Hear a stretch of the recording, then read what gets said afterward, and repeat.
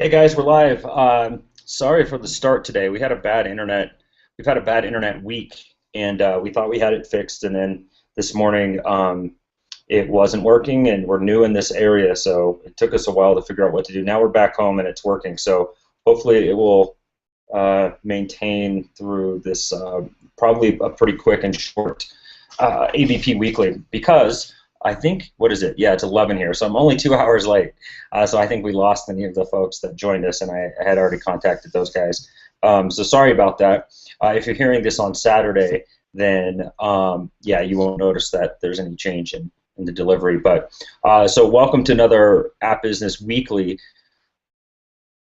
I think we had a pretty good week. This was one of my favorite weeks for interviews. We did, if you missed it this week, we did episode 76 was Monday. It was on beta testing, and that was pretty good. It was more of a techie. Here's all the considerations for testing your app and making sure that you release a functioning app with no major bugs.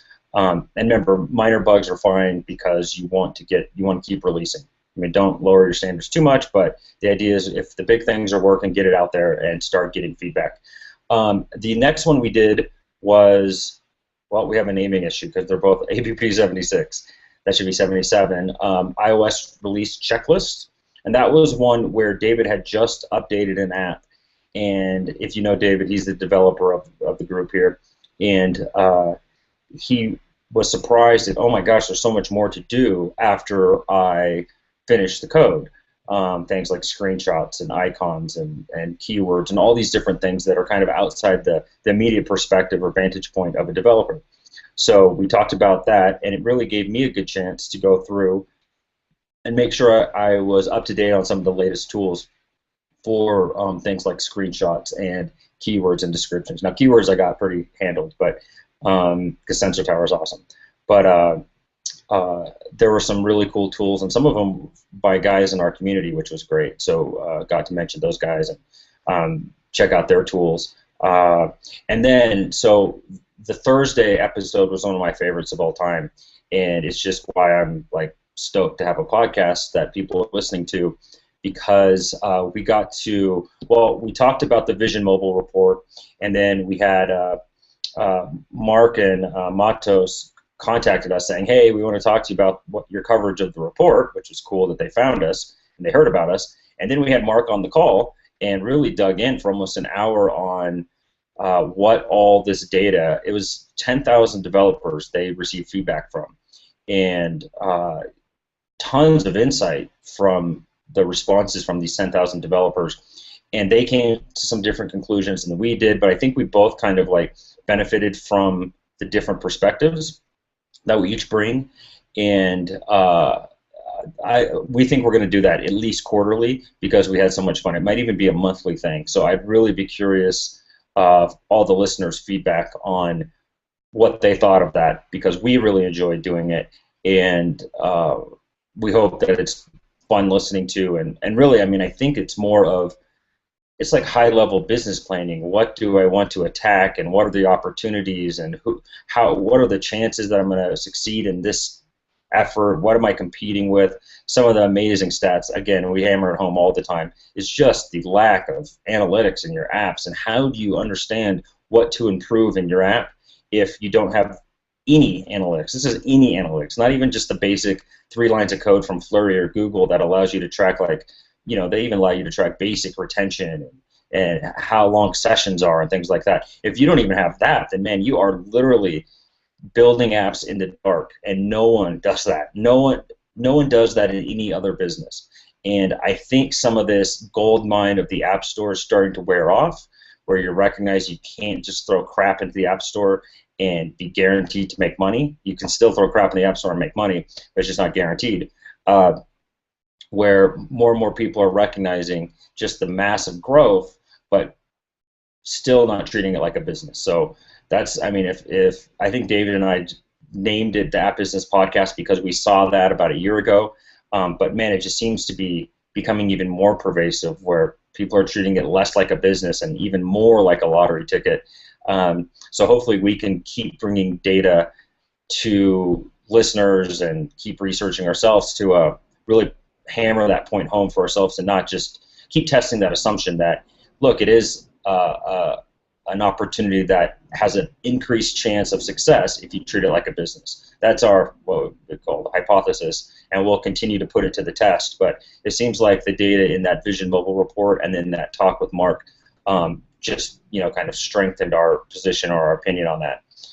So love to hear feedback on what you guys thought of that. So David's out this week. He's traveling the south of France, and so it's a little bit different. It'll probably be a really short ABP Weekly, and then I recorded a couple episodes. Again, it's weird without David because I really like, the whole point of it is to have a conversation. So without having the conversation, it just feels like me talking or like being like preaching or something. So I decided I would take a little step back from what I would enjoy in the conversation and instead try to answer some of the most common questions I get. And so I talk about business books, not related to apps. So we hammer home the idea that, hey, treat your app like a business, treat your app like a business. Well, if you're an English major or a design, someone that, whatever the degree for design is, or a developer, okay, you get it, treat it like a business. What's that mean? Like, okay, you guys get that I believe really big in outsourcing things like accounting, getting a bookkeeper to enter your transactions weekly. But outside of that, what does it really mean? What is, when I say scale, okay, I get it, but what does that really mean? Like, everyone might understand the words, but understanding the really understanding them and being able to explain them and execute them is something different. So I talk about a couple books that I think are really good for a couple specific subjects, I guess, high-level subjects.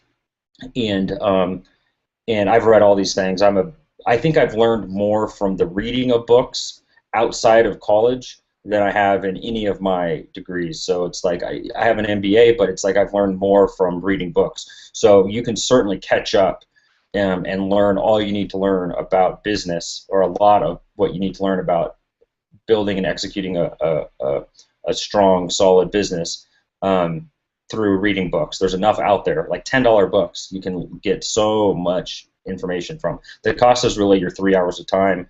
And I always found that that's an amazing investment, $10 and 3 hours of time. And if I get one idea out of a book, it's well worth the investment. And that's kind of how I live my life, really. So I'm a big into reading, and I hope I can share a couple books that help people kind of further their not only their interest, but their ability to execute and comprehension of some of the topics we're talking about, and really understand not just that, oh, well, Chris has done some successful apps and he's got this podcast, and him and David are doing some other stuff, and they're making money, and so he says to do this, so I'm going to do it. It's like, it's better if you understand specifically why to do it and the specific benefits, and you'll get that from reading the books, I think. And then some of the other things I wanted to hit this week, but I didn't end up getting to because I'm just kind of getting overwhelmed, and I need to actually get some of this stuff all the way done. I've got 3 things that we're driving customers to right now, or prospects to, and a lot of the stuff is new for me, this internet marketing stuff. So holy smokes, it's been challenging weeks, but it's been it's really fun to figure this stuff out. But I wanted to dig into the coming changes in iOS 8 because there's a lot of stuff in the developer portal, developer website, that where there's been sneak peeks out for months, and I think guys like Hugh over at Sensor Tower, I think it's Hugh over at Sensor Tower, have been putting out like, here's what's coming and here's some cool stuff, and there's been guys covering what's coming, but I wanted to take a chance to look through it and share my thoughts, but I couldn't get to that this week. So one of the things that I thought was really interesting that's kind of recurring this week and is a common issue or question or comment is business models, and it kind of plays along with the business books. So I talked a little bit about the various business models. We had an episode similar to it with David and I, but there's been a couple blogs that came out. One of them was referenced in Dave Verwer's weekly, his iOS Dev Weekly, and talking about, again, like what's the opportunity for indie devs. And again, indie devs make up 90% of the market, of the people building iOS and Android apps. 90% of us are indie devs, or 90% of the developers are indie devs. So it's huge. It's a huge chunk of the people that are making impacts in the store. And a lot of these guys were indie devs before they got before they made a bunch of money, and then they don't consider it indie dev anymore. Like some of the runner games were started by people who was like a husband and wife, and now they're not considered indie dev. Well, I guess they're still considered indie dev. They just have a big team. So I don't know where you call, like, if you're on a team of 10 people, are you not indie dev anymore? If you have a budget of 10 million, are you still indie dev? So I don't know where they draw the line on that. But it's independent or individual development is still a huge part of the market and the contributors to this industry. And so we talk about business models and what makes them successful, and where people are making money, and this whole race to the bottom concept. So those are the 2 episodes. I only did 2 this week because, again, I wanted to do that iOS 8 review, but I didn't get to it. But these things are going to come up fast. We got about, I'm guessing, 4 weeks before the new phones are released. And I think when they announce the new phones is when they'll say, okay, here's the software update, something like that. So this is going to come up really fast, and just something that will be hitting probably harder next week. Because, again, I mean, the way I'm living my life right now, I'm living like a week at a time. Like, okay, what do I have to do this week? The goals are for 6 months and 3 years, but if I look too far ahead, I just don't get anything done. So, or not as much as I want to. So that's what we talk about this week, or that's what we're recording this week, I should say, and that will be available next week. And then again, I think we had a really good week of some of the things we shared. And hopefully we'll have these guys from Vision Mobile back, because, again, I thought that was just so awesome. So we had website problems today, or last week, where the site kept going down. I think we had a bad plugin that David fixed. It went down, completely down, like the minute he was leaving for his vacation. So, and I'm a big dummy. I don't know how to fix this stuff. So that was really good that was great timing, but we got it fixed. And yeah, the Facebook group's jamming, people keep joining, and we really appreciate all the comments and all that kind of stuff. And then we had technical difficulties today, or I did, so I apologize for that.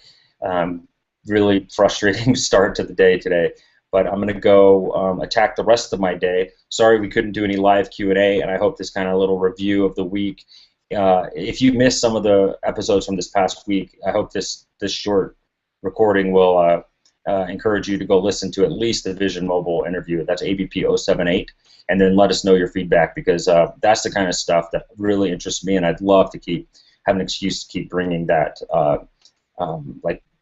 have an excuse to record that episode.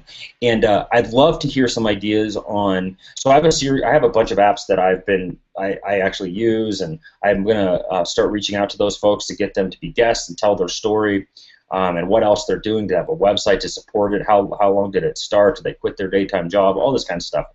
And I'd love to hear some of the audience's favorite apps, and maybe we could get the developers or the folks who published it on the podcast and kind of just pick their brain for 30 minutes to an hour and see, get some insight and maybe get some ideas for how we can better run our businesses.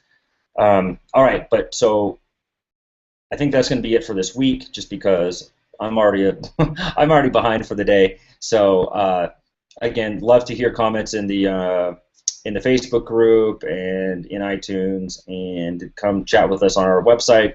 And then please send me any ideas you have for a publisher guest. The podcast is a great forum to reach out to people and say, hey, come talk to me. And so we'll say, come talk to me, record it, and let everyone kind of listen in. So hope you guys have a great week. And I'm kind of at that week now where it's execute, execute, execute. Like, we had a hike planned for Saturday, and we're not even going to go on the hike because we got so much to do, which is pretty crazy. So, all right, I'm going to go put my head down and go make some stuff happen, and we will talk to you guys next week. Thanks, guys.